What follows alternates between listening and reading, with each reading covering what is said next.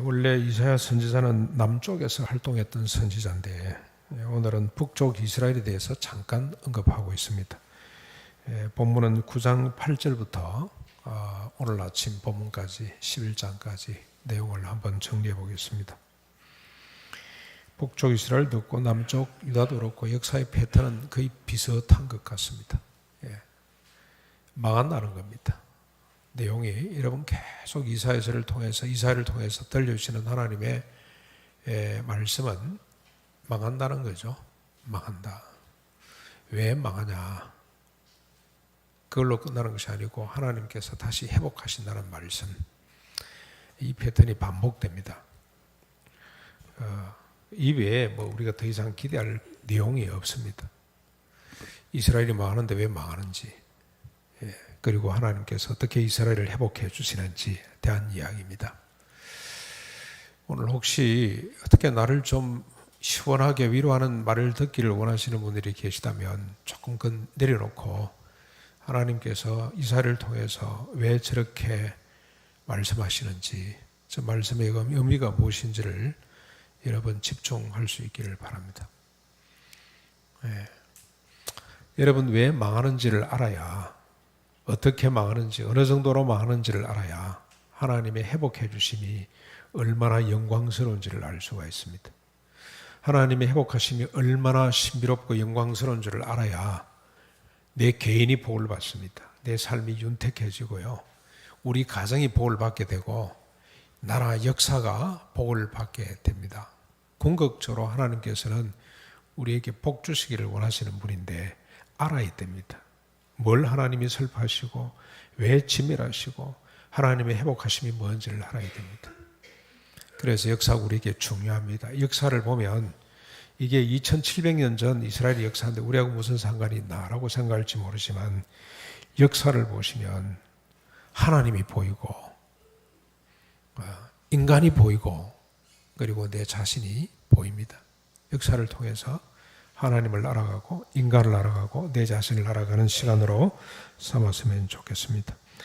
그래서 우리가 먼저 하나님께서 이스라엘을 어떻게 심판하시는지에 대해서부터 한번 살펴보겠습니다. 9장 11절부터 한번 여러분 보십시오. 같이 말씀을 따라가겠습니다. 여기 우리 주보에다가 옛날 하나교로 가셨습니다만 장로님 한 분이 주보에 이렇게 좀 미리 주면 기록을 해가면서 하면 졸음도 안 오고 더 집중이 잘 되겠다 그랬는데 이제 시험해 봅니다만 오늘 인터넷으로 예배 드리시는 분들 어제 딱 카톡으로 받으셨죠?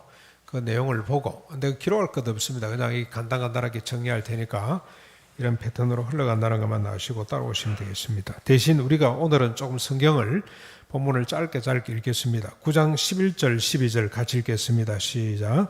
그러므로 여호와께서 르신의 대적들을 일으켜 그를 치게 하시며 그의 원수들을 격동시키리니 앞에는 아람 사람이요 뒤에는 블레셋 사람이라 그들이 모두 입을 벌려 이스라엘을 삼키리라. 첫 번째는 입을 벌려서 이스라엘을 삼키겠다는 겁니다.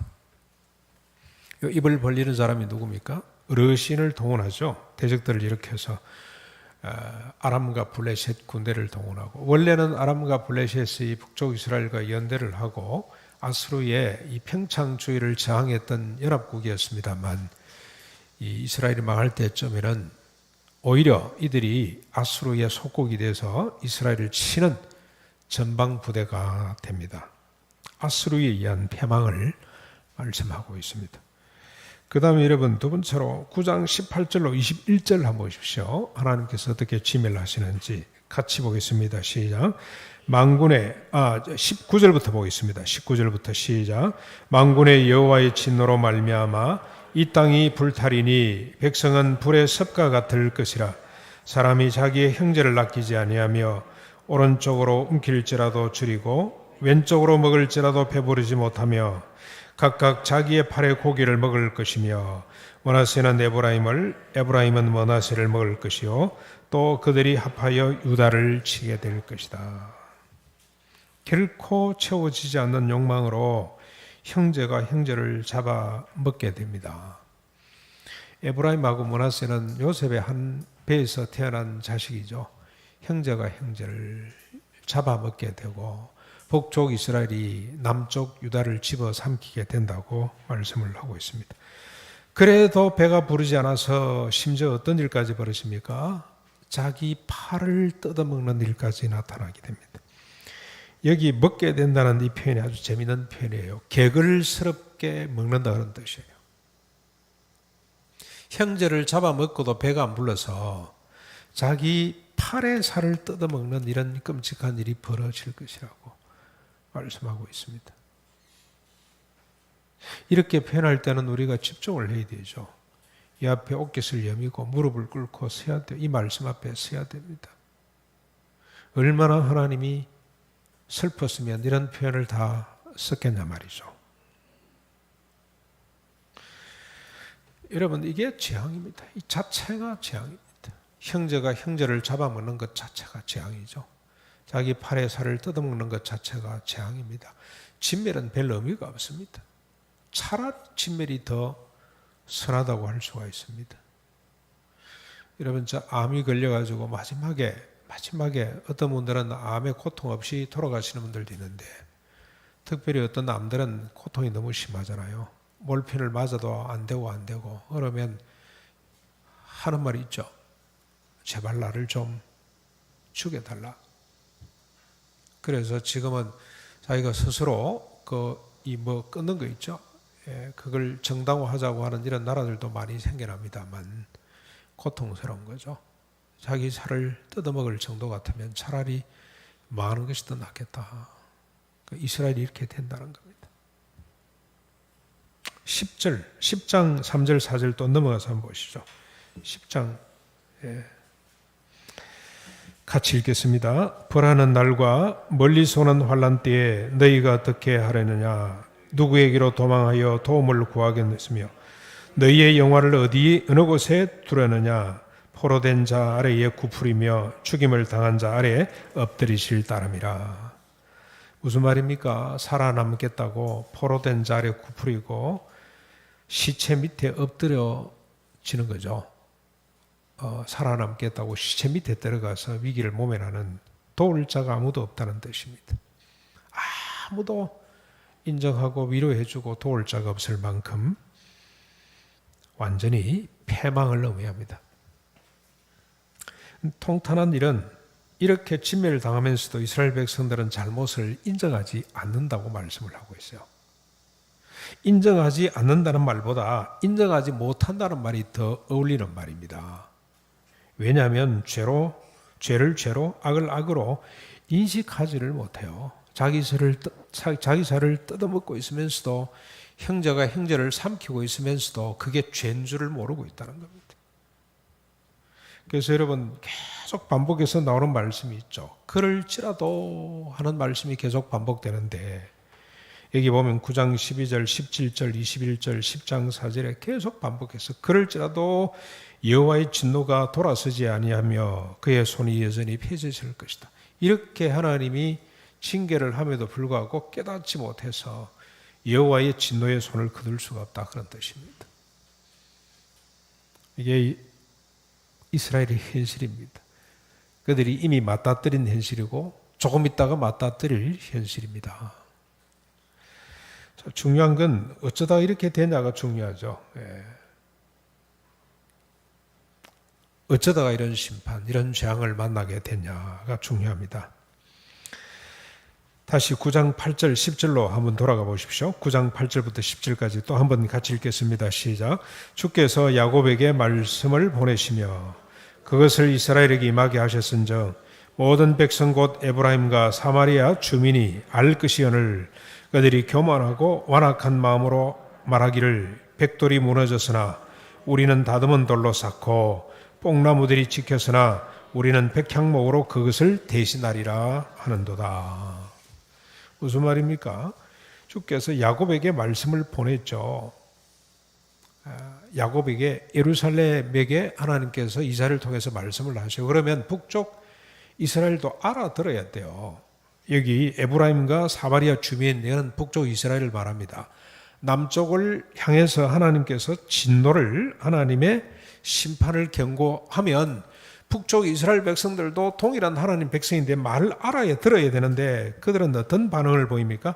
그들이 교만하고 완악한 마음으로 말하기를 백돌이 무너졌으면 우리는 다듬은 돌로 쌓고 뽕나무가 찍히면 뭘로 다시 세우겠답니까? 백향목으로 다시 세우겠다. 잘 됐네. 한 망해봐라 그러지. 그러면 우리가 더 좋은 집을 짓고 더 좋은 것으로 나라를 새롭게 할 수가 있겠다. 그 생각한다는 겁니다. 마치 네로가 로마를 불태우고 난 뒤에 로마를 다시 건설하려고 했던 자기 마음에 드는 세계 최고의 도시로 건설하려고 했던 그런 긍정적인 마음이라 그럴까? 뭐 역사가들은 정신 이상자라고 생각을 하기도 합니다만 그런 심보죠. 그런 말을 하고 있어요 지금.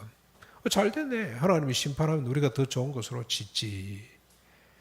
교만이고 완악입니다. 그래서 그들이 교만하고 완악한 마음으로 말하기를 이렇게 기록을 하고 있습니다. 여기 교만과 완악이라는 말이 참 재미있어요. 완악하다는 말이 있죠. 그게 무슨 말이냐면 크게 되는 것을 말해요. 완악하다는 것이 다른 말이 아니고 크게 되고 싶은 겁니다. 뭐가 크게 되고 싶으냐? 육체, 정신, 소유, 명예, 자존심 등의 여러 가지 의미에서 나아가다, 자랑하다, 초과하다, 커지다는 뜻이 이게 완악이에요.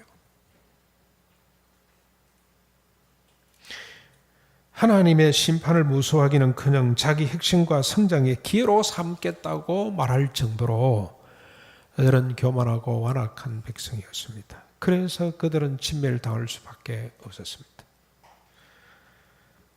또 하나 보실까요? 또 하나 9장 14절부터 17절 우리 같이 또 읽겠습니다. 14절로 17절까지 시작. 그러므로 여호와께서 하루 사이에 이스라엘 중에서 무리와 꼬리와 종려나무 가지와 갈대를 꺾으시리니 그 머리는 곧 장로의 존귀한 자요 그 꼬리는 곧 거짓말을 가르치는 선지자라.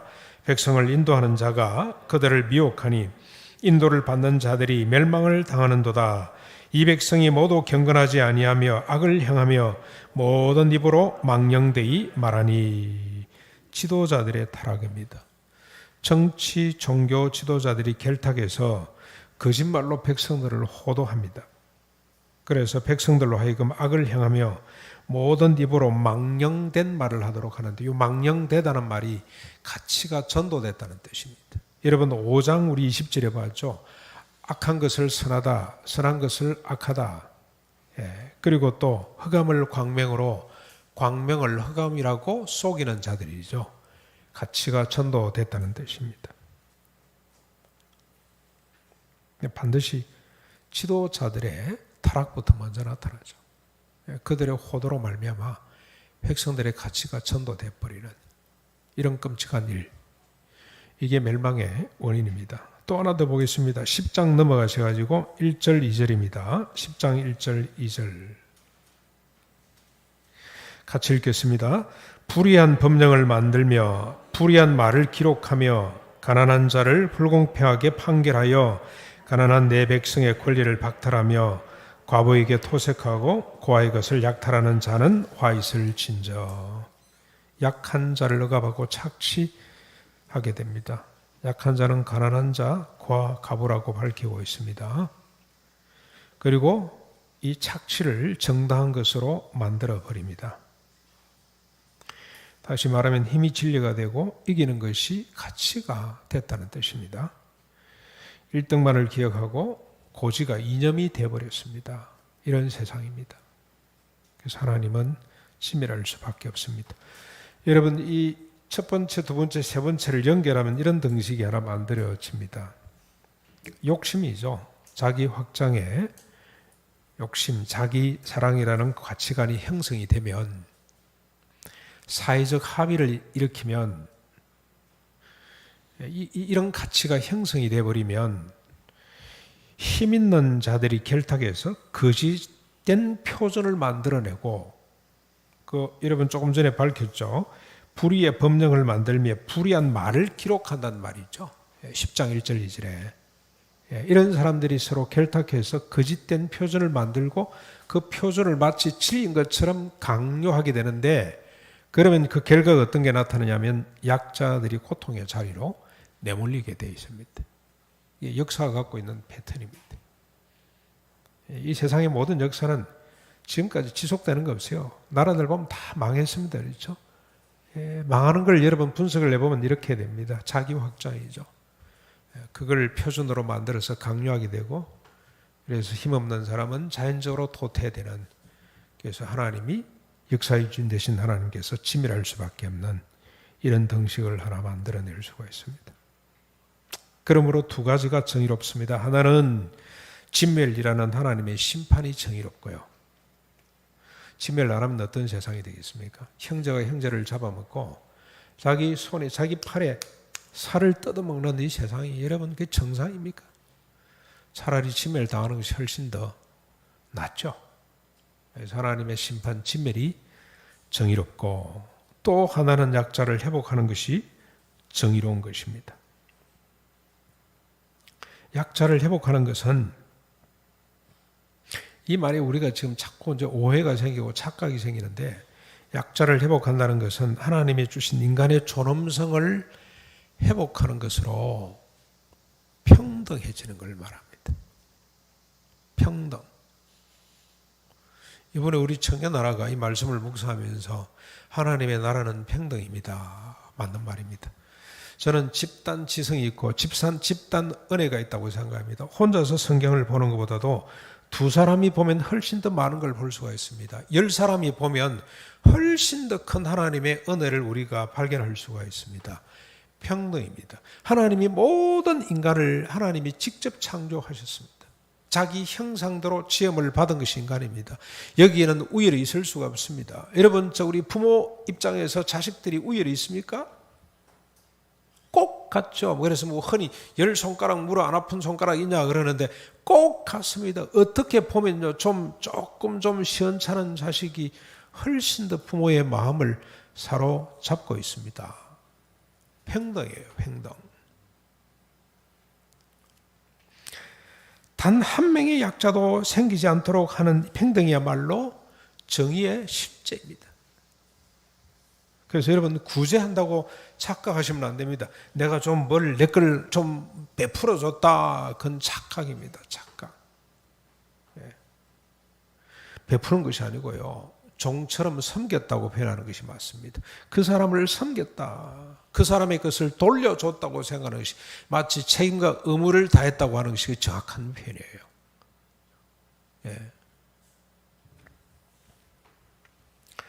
그런데 하나님은 심판이 아니라 회복으로 평등을 다시 세우기를 원하셨습니다. 심판하고 끝내버리는 것이 아니고 하나님은 이 평등의 가치를 회복함으로 세우기를 원하셨어요. 그래서 이제 우리 하나님의 회복을 한번 같이 보겠습니다. 하나님의 회복이 먼저 어떻게 회복하시는지. 먼저 11장 1절로 5절까지 오늘 본문입니다. 여러분 아까 읽었기 때문에 제가 한 번 더 읽겠습니다. 여러분 눈으로 한번 따라 읽어보십시오. 이새의 줄기에서 한 싹이 나며 그 뿌리에서 한 가지가 나서 결실할 것이요, 그 위에 여호와의 영 곧 지혜와 총명의 영이요 외락과 재능의 영이요 지식과 여호와를 경외하는 영이 누굽니까? 성령님이 강림하시리니 그가 여호와를 경외함으로 즐거움을 삼을 것이며 그의 눈에 보이는 대로 심판하지 아니하며 그의 귀에 들리는 대로 판단하지 아니하며 공의로 가난한 자를 심판하며 정직으로, 이 평등입니다, 세상의 겸손한 자를 판단할 것이며 그의 입에 막대기로 세상을 치며 그의 입술의 기운으로 악인을 죽일 것이며 공의로 그의 허리띠를 삼으며 성실, 이게 공적이라는 뜻입니다. 성실이라는 말이 공적으로 퍼블릭하게 아주 공평하게 그의 몸을, 공평을 그의 몸의 띠로 삼으리라고 하셨습니다. 반드시 결실하게 되는, 싹이 나고 가지가 자라서 끝나는 것이 아니고 반드시 결실로 가는데, 그 결실하게 되는 이새의 줄기에서 난 한 싹, 이새의 뿌리에서 난 한 가지는 더 이상 설명이 필요 없죠. 이건 초등학교 1학년들쯤 우리 주일학교를 정상으로 다녔다면 초등학교 1학년한테 물어봐도 알만하지. 이건 누굽니까?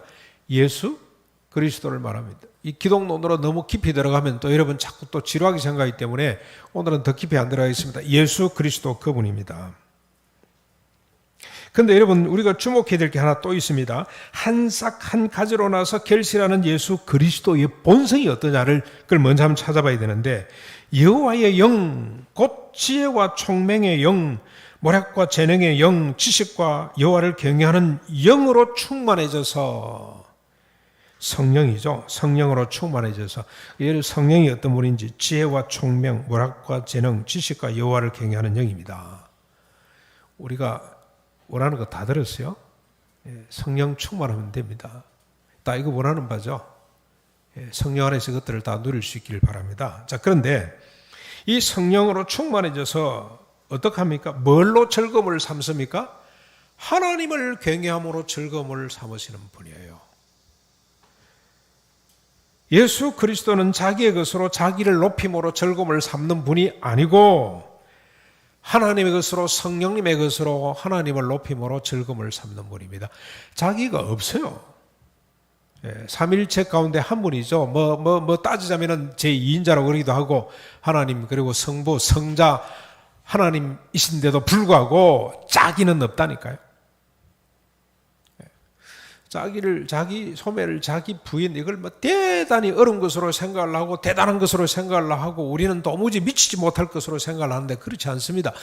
주님이 내 안에 와 계시잖아요. 그분의 속성이 뭐냐면은 하나님의 영으로 하나님을 경외함으로 기쁨을 삼는 분이에요. 자기가 없어요. 자기 것으로 자기 기쁨을 삼는 분이 아닙니다. 우리가 예수 그리스도를 믿고 그분이 내 안에 있다는 것을 믿을진데, 이 그리스도의 속성이 내 거라고 여러분 믿어야 됩니다. 한 싹 한 가지에서 맺히는 결실이 뭐냐? 다시 말하면 예수 그리스도의 사역이 뭡니까?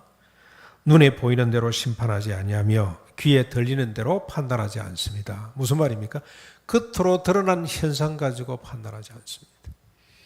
그 사람이 얼마나 예배에 잘 참석하고 있냐, 그것 가지고 판단하지 않는다니까요. 그 사람이 성경 공부를 얼마나 열심히 하냐, 성경을 얼마나 많이 지식적으로 알고 있냐, 그것 가지고 판단하지 않습니다. 그 사람이 세상적으로 얼마나 높은 지위와 권세를 갖고 있나, 그것 가지고 판단 안 해요. 사람들은 자꾸 그것 가지고 판단을 합니다만 우리 예수님은 그것 가지고 판단하지를 않습니다. 무엇으로 대신합니까? 공의로 가난한 자들을 심판하세요. 공의로 가난한 자, 정직으로 세상에 겸손한 자를 판단하십니다. 정직이 아까 말씀드린 평등이죠. 평등으로 세상에 겸손한 자들을 판단하십니다. 그러니까 공의와 평등을 보시는 분이에요. 껍데기를 보시는 분이 아니고 얼마나 정의롭게 사는지. 정의라는 것은 이미 여러 차례 말씀드렸기 때문에 평등으로 보시면 됩니다. 평등. 평등의 가치를 쫓는지를 살피시는 분이라. 그의 입의 막대기는 세상을 치며 그의 입술에 기우는 악인을 죽인다 그랬죠. 세상과 악인이 뭡니까? 악인, 완악한 자, 무한대로 자기를 확장하려고 하는 자들, 그를 치시는 분입니다. 공의로 허리에 띠를 삼고 성실로 공적으로 그의 몸에 띠를 삼는 분입니다. 그래서 세상의 모든 인간을 포함한 모든 존재가 존엄성을 갖고 안전하고 행복하게 생육하고 원성해서 땅에 충만해지는 것을 기뻐하시는 분. 그 가치와 실천을 판단하고 지켜보시는 분이 예수 그리스도다. 그렇게 기록하고 있습니다. 그런데 이 결실이 여러분 11장 6절로 9절까지 보시면 너무너무 아름다운 한 편의 시로 정리가 되어 있습니다. 우리 같이 한번 읽어보겠습니다. 잘 아는 말씀입니다만 우리 다시 한번 오늘 아침 읽어보겠습니다. 같이 읽겠습니다. 시작. 그때에 이리가 어린 양과 함께 살며 포범이 어린 염소와 함께 누우며 송아지와 어린 사자와 살찐 짐승이 함께 있어 어린아이에게 끌리며 암소와 곰이 함께 먹으며 그것들의 새끼가 함께 엎드리며 사자가 소처럼 풀을 먹을 것이며 젖먹는 아이가 독사의 구멍에서 장난하며 젖된 어린아이가 독사의 굴에 손을 넣을 것이라. 내 거룩한 산 모든 곳에서 해함도 없고 상함도 없을 것이니 이는 물이 바다를 덮음같이 여호와를 아는 지식이 세상에 충만할 것임이니라. 그때 언제입니까? 예수 그리스도 이새의 뿌리에서 난 한 싹, 줄기에서 난 한 가지가 결실할 그때에 이런 현상들이 나타나게 됩니다. 이리 표범, 사자, 곰, 독사는 누굽니까? 여기 명수들이죠. 약한 자를 잡아먹던 이런 짐승들은 누구를 말하겠습니까? 가옥에 가옥을, 전토에 전토를 더해서 천지간에 홀로 살고자 하는 악한 사람들이죠. 정치, 종교가 결탁해서 약자들을 소외시키고 배제시키는 강자들을 말합니다. 대신에 어린 양, 어린 염소, 송아지, 어린 아이, 암소, 젖먹는 아이, 이 사람들은 누굴 말합니까? 힘없는 사람들, 가난한 사람들, 고아, 가부들을 말합니다. 이들이 함께 살고 함께 눕고 함께 먹고 함께 엎드리고 함께 장난하게 됩니다. 특별히 더 재미있는 것은 이들을 누가 딱 끌고 갑니까? 어린아이가 이들을 끌고 있어요. 어린아이가. 하나님이 조금 차등을 두신 것 같습니다. 모든 이 땅의 피조물이 다 공평하게 되되 그 가운데는 사람이 있다는 거예요. 사람이. 어린아이가 같이 뒹굴고 더불어 함께 되는 평화를 의미합니다. 평화. 주님이 통치하는 모든 곳에는 해함도 사함도 없기 때문에 뭐가 해함이고 사함입니까?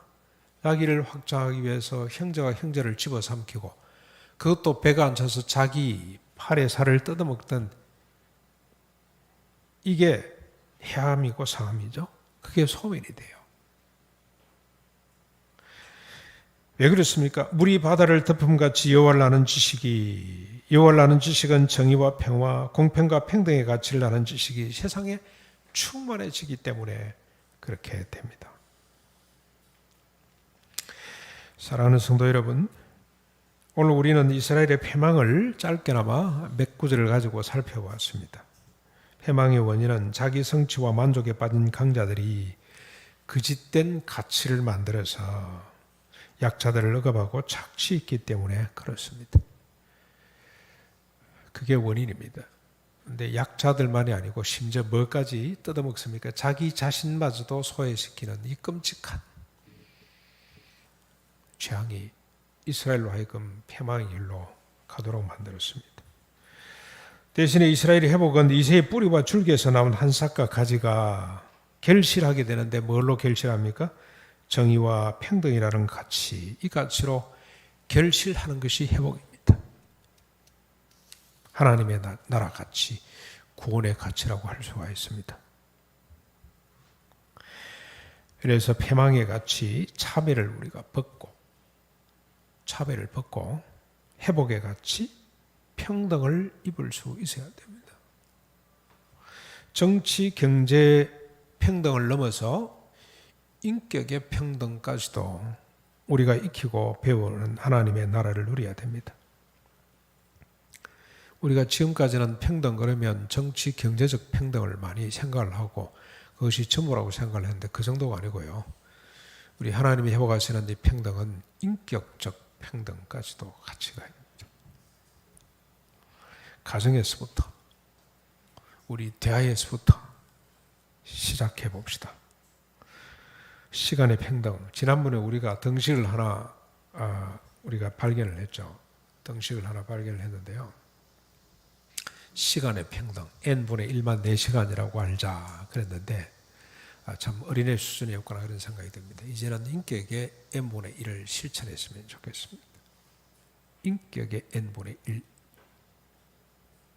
가정에서부터 부부 사이에. 저한테 가장 부족한 부분이 그 부분이죠. 저는 늘 n분의 n 되려고 하는 사람이죠. 이게 재앙입니다. 지옥입니다. 이 자체가 심판이에요. 그래서 인격적으로 우리가 n분의 1을 실천할 수 있어야 됩니다. 전제가 뭡니까? 하나님 안에서 우리 모두가 다 평등하다고 보는 거죠. 평등. 이 가치가 천국을 만들어낼 수가 있습니다. 여러분 잠깐 한번 보십시오. 제가 하다 보니까 자꾸 이런 게 생각이 나서 수학 공식 이렇게 나오는 건가? 우리 둘의 수학 공식입니다. n분의 1, n분의 1, 플러스 n분의 n 되죠? 그러면 1이 됩니다. 온전한 하나가 될 수가 있습니다. 하나. 여기에는 잘난 사람, 못난 사람이 없어요. 부자, 가난한 사람도 없습니다. 너는 가난하고 나는 부하기 때문에 내가 내 걸 조금 나눠주겠다. 이런 개념이 없어져요. 우리가 꼭 같은 겁니다. 그래서 네 걸 내가 가지고 있네. 잘못됐네. 아유 미안하다. 그러고 돌려줄 수 있는 그런 인격과 그런 세상이 될 수가 있습니다. 일이 되는 거죠. 네, 조금 더 보시면 이런 데도 있어요. 제 모습이기도 합니다. 제가 n분의 n을 다 차지해버려요. 우리 가족들은 n분의 제로, n분의 제로, n분의 제로. n분의 제로는 뭡니까? 제로죠. 제로입니다. 없어져 버려요. 그러면 1이 돼요. n분의 n이 돼가지고 1이 되는데 요 1은 상당히 곤란한 일입니다. 모든 형제를 잡아먹고 자기 살을 뜯어먹는 일입니다. 이 일은.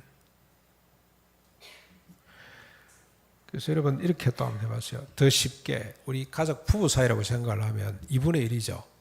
아내가 2분의 1, 제가 2분의 1. 저는 저 색깔을 좀 이렇게 밝은 색으로 뒤에다 놓고 아내를 먼저 2분의 1. 그래서 2분의 1가 되면 하나가 됩니다. 자식들 둘이 참여하게 되면 그 자식이 나이가 어떠하든지 간에 그 자식의 지식 수준이 어떠하든지 간에 있다는 것 자체가 이미 하나님 앞에 n분의 1입니다. 그렇죠? 4명이면 4분의 1, 4분의 1, 4분의 1, 4분의 1 나는 맨 뒤에 서고 그러면 4분의 4가 돼서 온전한 하나가 될 수가 있습니다. 그럼 나머지 시간은 뭐죠? n분의 n-1분의 n. 이게 뭐 이리 되면 되게 복잡해 보이고 뭐 무슨 하바드생이나 풀 것처럼 보입니다만 그거 아닙니다. 이게 수학이죠. 이게 n분의 플러스 1 이게 납니다. 플러스 1 마이너스 1 이게 나죠. 그렇죠? 그리고 n 시간은 뭐 하는 시간입니까? 뭐 하는 겁니까? 경청하는 시간입니다. 네 사람이 모였어요. 4분의 3까지는 내가 경청을 해야 돼요. 4분의 1만 내가 참여하는 것이 시간뿐만이 아니고 인격적으로 이렇게 참여가 돼야 돼요. 이게 하나님의 나라입니다. 여러분 요즘 우리 한국에서 가장 유명한 강사가 한 사람이 있어요. 오연호 씨라고 오마이뉴스를 만들었던 오연호 씨. 그분이 덴마크 갔다 와서 책을 2권 썼습니다. 우리도 행복할 수 있을까? 그 다음에 또 하나는 아까 집사님 저한테 이야기했는데 제가 또 잊어버렸는데요. 책 2권을 쓰고 전국에 1,500회 이상 강연을 다닙니다. 저보고 와서 강연하는 사람이 한 사람도 없어요. 목사들 이렇게 많이 1,500번 불려다니면서 강연하는 것은 못 봤어요. 아마 한번 가면 한 300, 400, 500 정도 받을 겁니다. 모르죠. 1,000만 원씩 주는 데도 있는지 모르겠습니다만. 그런데 그 양반의 내용이 뭐냐면 지극히 단순합니다. 이 덴마크의 학교 이야기죠.